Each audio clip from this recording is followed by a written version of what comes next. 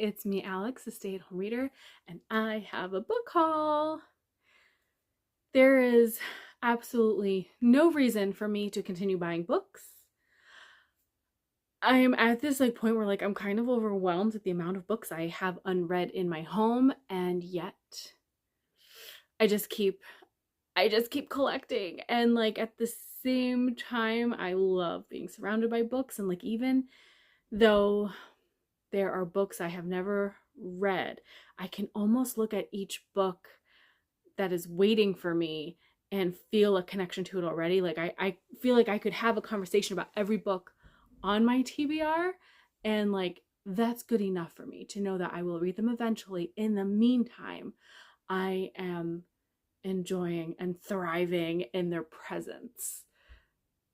So I bought more. It was the Friends of the Library annual book sale this past weekend. And so I have a little haul. In the past, they've done fill-a-bag sales. They did not do that this year. I'm wondering, I went kind of later in the day. Friday evening, they had the members of the Friends of the Library preview, and then Saturday from I think 9 to 4. By the time I got there, it was probably about 2 or 3 o'clock.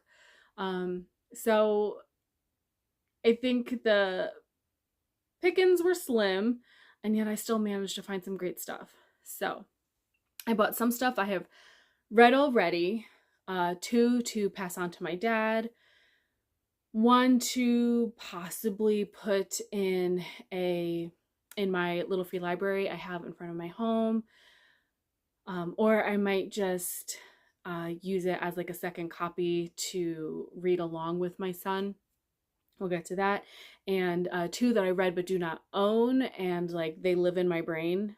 1 very recently read, but they're living in my brain, and so I want them on my shelves so that I can revisit them or continue thinking about them, engaging with them in my own home. So we'll start with the 2 books I bought to pass on to my dad. So the first one I grabbed for him was Ralph Ellison's Invisible Man. This is the exact same edition that I read. It's in nicer condition. Mine came from Thrift Books, so I probably spent $5. $1. And I actually saw multiple copies of this same edition, so for whatever reason this is the popular one around here. But I read this earlier this year, absolutely loved it. My dad actually was visiting and saw it on my coffee table as I was reading, and he was like, oh, what do you think of this? He at that time was reading himself Man-Child in the Promised Land, which was a reread for him. He says it's one of his favorite books. I tried listening to it, and that one was rough. I could not, and I knew I was going to be reading this with a book club online read along, so I didn't want to overwhelm myself. I might have to return to Man-Child in the Promised Land, but I think if that's my dad's favorite book, he will enjoy this one. And I checked in with him if he had actually ever read this, and he said no, but he's aware of its importance, and so he is looking forward to having a copy himself. And then I saw Shuggie Bain, and it just had to go into my bag, even though I have a copy already. Actually, I picked it up either for my little library or just to have a second copy on hand to give to whoever, but I went ahead and decided this might be one that my dad would enjoy. It's about a boy growing up in Glasgow in the 80s, and his mother's an alcoholic. His father is an absolute asshole womanizer, has abandoned the family. He's got 2 older siblings, and they're poor, living in government housing in Scotland. Also, Shuggie, the title character, the little boy, as he grows up, he discovers that he's gay, so that adds a whole other just level of things aren't easy for him. But I found this to be a really raw and heartbreaking, but beautiful and tender kind of story. Like, ugly things happen. Um, yeah, the way I described it to my dad, like, not that I've read a lot of Dickens, but I would almost say there's something Dickensian about this story. So I'm going to pass this on to him and see what he thinks of it. If it comes right back to me, I guess we'll know. Now, for myself, as I checked out, the woman keeping the tally was like, wow, you got a lot of classics there. And I did, and I'm super excited for all of them. So, John Steinbeck, Travels with Charlie. Perfect timing because it is Summer of Steinbeck, which is a summer-long readathon hosted by Pat, a book chat with Pat, and I'm not sure if she has any other co-hosts, but that's where I've heard discussion of this. I know a few other people are following along with it. And while I'm not following along, once they get to the point in the readathon where they're reading some short stories, I think I will hop in. So I had Cannery Row, I think, on my shelf already. And then when I saw Travels with Charlie, I figured I would snatch that up to hop in on the readathon when they get to that. I got this Penguin Classics edition of The Pioneers by James Fenimore Cooper.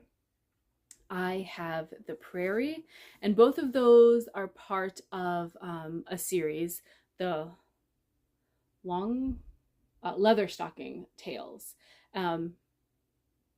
I believe this is the first in the series.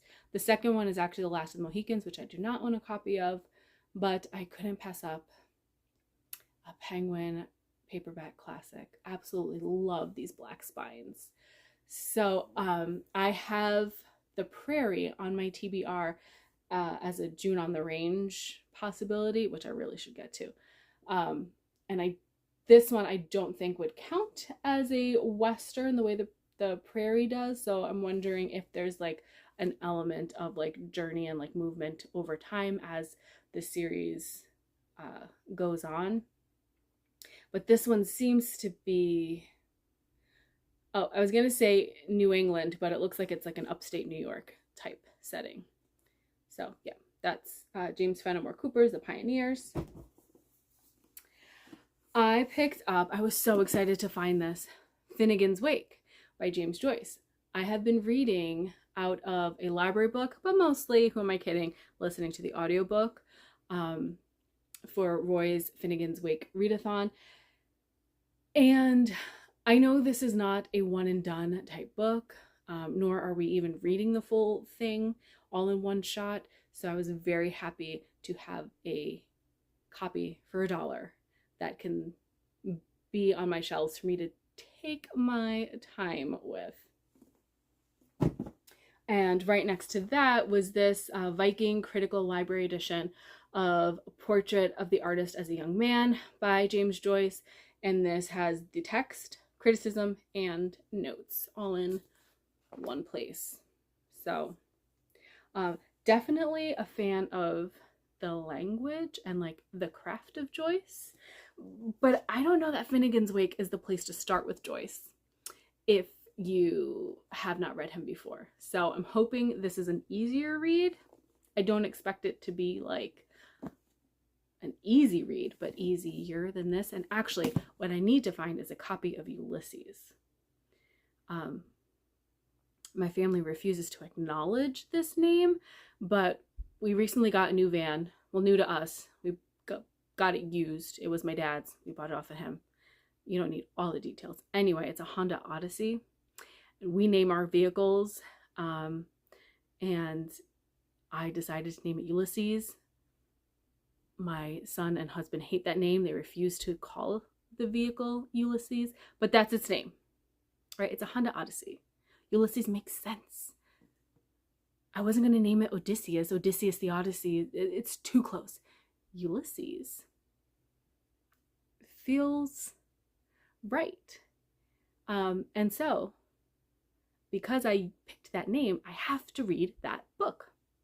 but they didn't have it. They had these two at the library sale. So $1 each. Yes, please. Yeah. So all the paperbacks were $1, which typically at the library's bookstore, their trade paperbacks are $2 each. But because it was like the annual book sale, like the big table spread out in the auditorium, $1 each. And hardcovers were $3. I only bought 2 hardcovers. So I found a copy of Death Comes for the Archbishop by Willa Cather. I thought this was one in her series, which includes Oh Pioneers and My Antonia or Antonia. I feel like I've heard it called My Antonia. I want to say Antonia. I don't know, whichever one it is. But I'm not sure this is part of that series, but either way, I absolutely love Willa Cather's writing. So excited for that.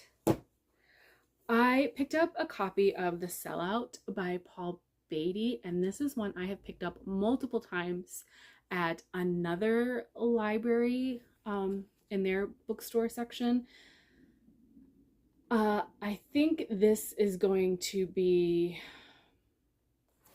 a difficult read, like in terms of language, but I think it's going to be like a satirical novel on race and class. I don't want to read too much, but from what I've heard it's a weird one. I saw the name Sinclair, and that caught my eye, even though what I was looking for was Sinclair Lewis, not surname Sinclair. But anyway, this is The Changelings by Joe Sinclair. And so I just read Main Street by Sinclair Lewis. That's like a Midwest classic story, takes place in the Midwest, classic story. Loved it. And this takes place in a Midwestern city in the 1950s. 2 characters who are friends, one a Jewish woman and one a Black woman, and didn't want to read too much more, but I grabbed that.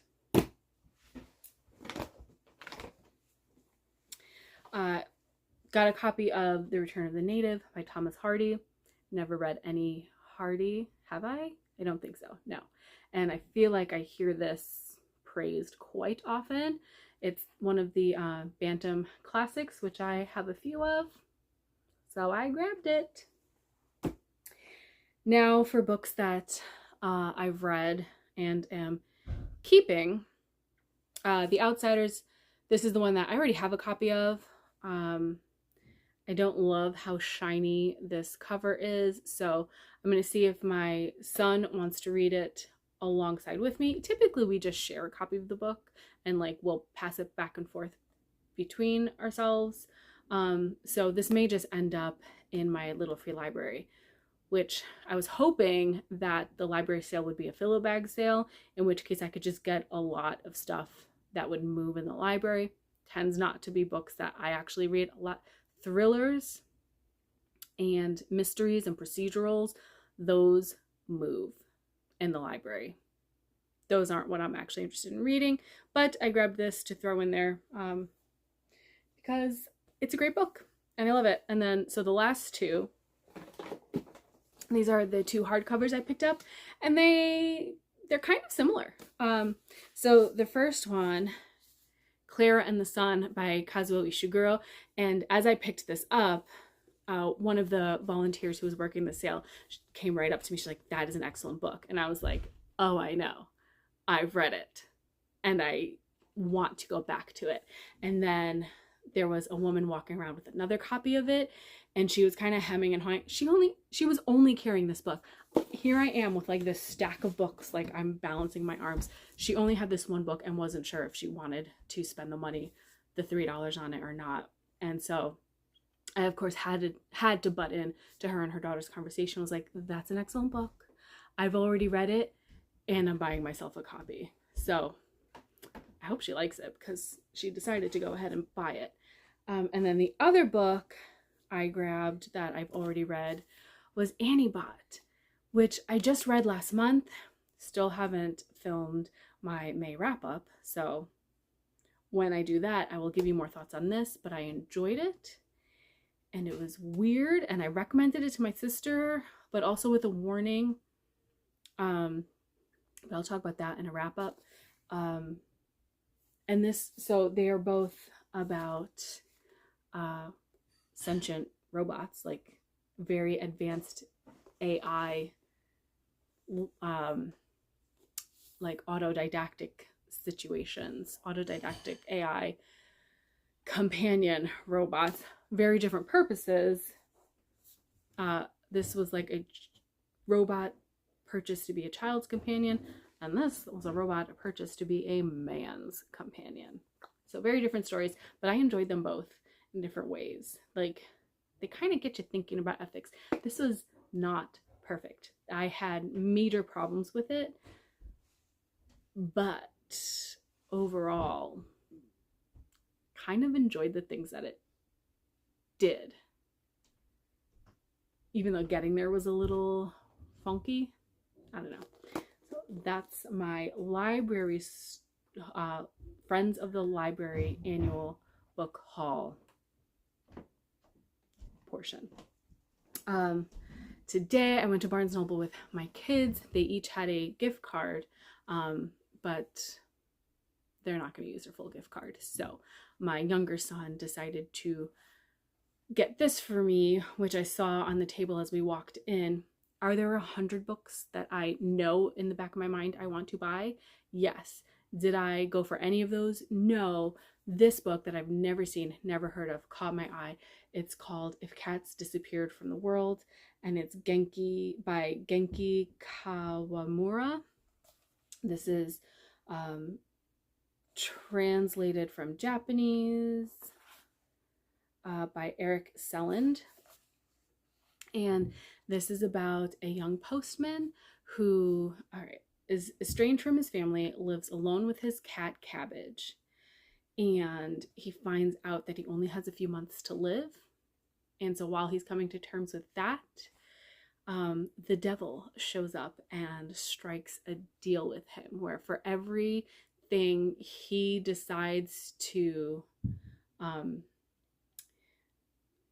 make disappear for like the world, he will get one more day to live. So I just thought that was like super fascinating. Like, yeah, Japanese literature is, there's something like really quirky, and like it always draws me in with its like very original, thought-provoking premises. So yeah, with each object that disappears, the postman reflects on the life he's lived, his joys and regrets, and the people he's loved and lost. Moving story of loss and reconciliation, of one man's journey to discover what really matters most in life. I'm going to try to hold it all up. We'll see how this goes. It's already falling. I can't even get it all in. Okay, here it is. My shouldn't be buying books, and yet here I am book haul. Thanks for watching. I bought more books. I went into the library to pick up a hold. I had one book. I had I had a bunch of books to return and one book to pick up. Punching the Air by Evie Zaboy and Yusef Salaam. So this was all I needed to do in the library. But then I saw a sign that the Friends of the Library book sale now takes cards. Was I just here at the annual book sale? Yes. Do I need any more books? We've established that no. And it used to be that they only took cash or check, which I don't carry around a checkbook, and I rarely carry around cash. So I would stop in when I had a few singles or a stack of quarters. But now that they take cards, things are gonna get dangerous. So I just spent another $7. Let me show you what I got. I actually calmed myself down. So I was going to buy, they had all of James Fenimore Cooper's books. They had the entire Leather Stocking series, and I almost bought them all, but I said, why don't you wait and read the two you have?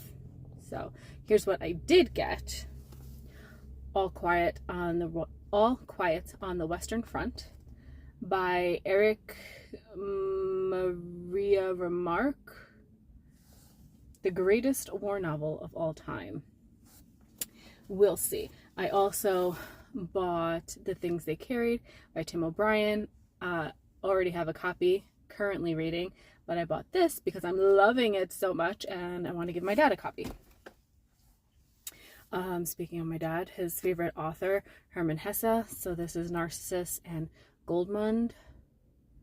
I have Siddhartha at home. I'm pretty sure I read that a long time ago because it's my dad's favorite book. Steinbeck, John Steinbeck, The Moon is Down.